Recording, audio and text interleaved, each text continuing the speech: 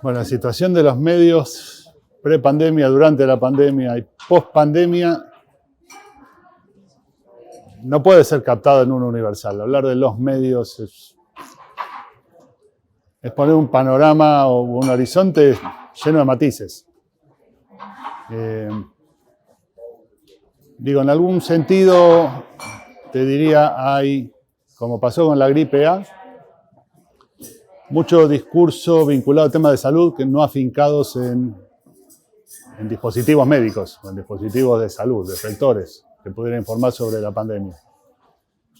¿Por qué marco esto? Porque creo que es un parteaguas respecto al modo de hacer periodismo. En términos de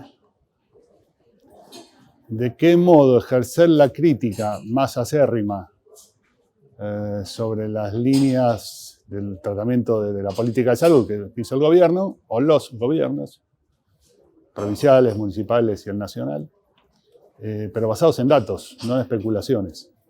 Entonces hay un registro de discurso hipotéticamente científico que no lo es.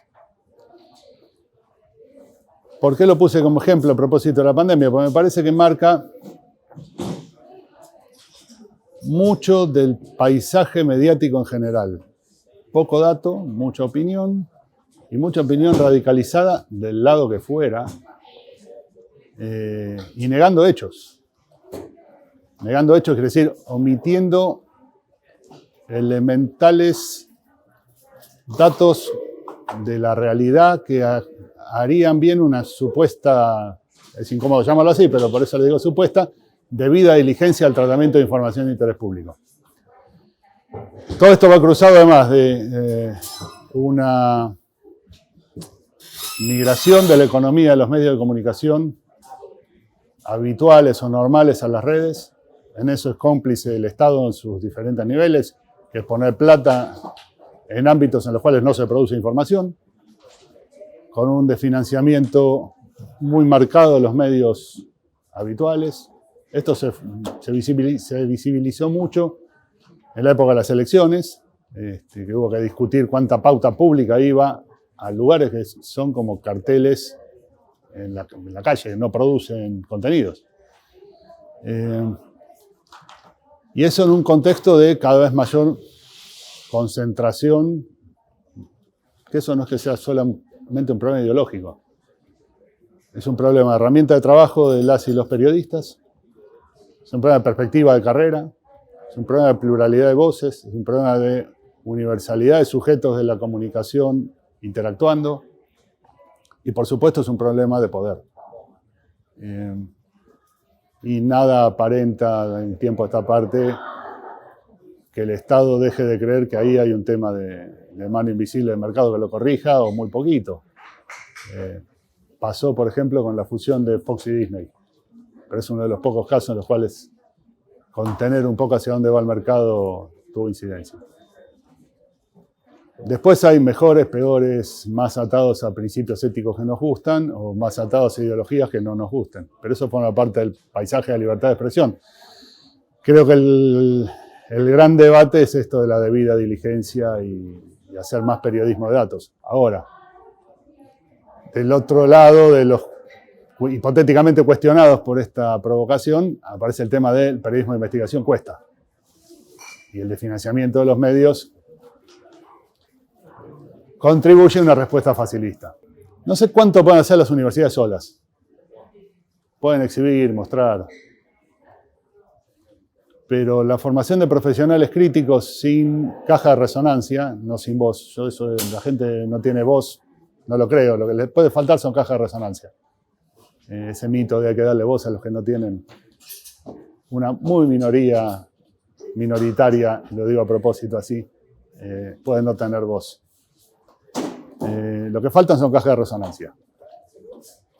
Hay muchos espacios que desde la época de la coalición, yo diría, no se han vuelto a sentar. Me refiero a la coalición del 2004, de los 21 puntos sobre la ley de servicios de comunicación audiovisual, llamada hoy así. Porque ahí se logró juntar universidades, sindicatos, radios pequeñas, comunitarias, organismos de derechos humanos, centrales sindicales, asociaciones de personas con discapacidad. Me parece que la visibilización de los problemas de los medios de comunicación hay que darlos en conjunto. La multiplicación de laboratorios está bien si lo que querés hacer es diagnosticar. Pero me parece que todos tenemos un rol un poco más intenso que el diagnóstico. Me parece que entre todos, sobre todo para los que creemos que en el mundo de los derechos humanos, y este es uno, lo imposible es lo que tarda un poco más, me parece que las universidades adentro de eso tienen un rol especial, que es aportar elementos y conocimientos científicos que fortalezcan al resto de las cajas de resonancia. Porque a ninguno le basta por sí mismo. El diseño del mundo mediático marca eso. Las universidades, a mi criterio, no estuvieron a la altura, digo, en términos de género, no estuvieron a la altura del desafío de la Ley de Servicios de Comunicación Audiovisual para sus propios espacios. Digo, no hay una corresponsalía unificada de universidades en 5 o 6 lugares centrales de la Argentina. Diría, Ministerio de Agricultura, en función de lo que implica la producción agrícola para este país. Tribunales, Poder Legislativo, Poder Ejecutivo, Ministerio de Economía y Ministerio de Educación, por razones obvias. ¿Cuánto puede salir por universidad armar una corresponsalía de 20 personas, contadas en dedicaciones simples?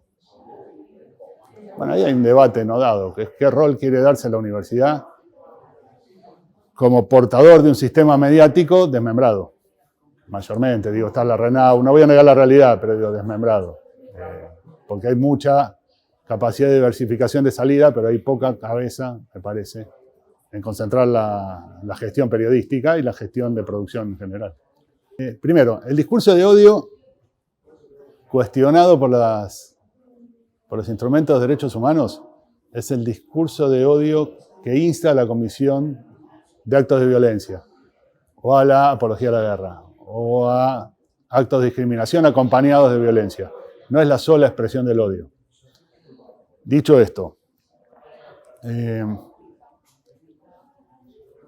el sistema interamericano de derechos humanos, basado en la Convención, no hay posibilidad de censura previa.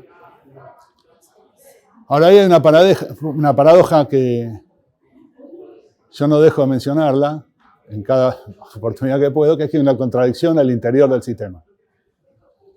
Porque hay otra convención que se llama de eliminación de toda forma de discriminación racial, xenofobia y racismo, discriminación racial, xenofobia y intolerancia, que dice que los estados deben eliminar, suprimir y erradicar cierto tipo de mensajes. Y eso va en contra del 13.2, claramente.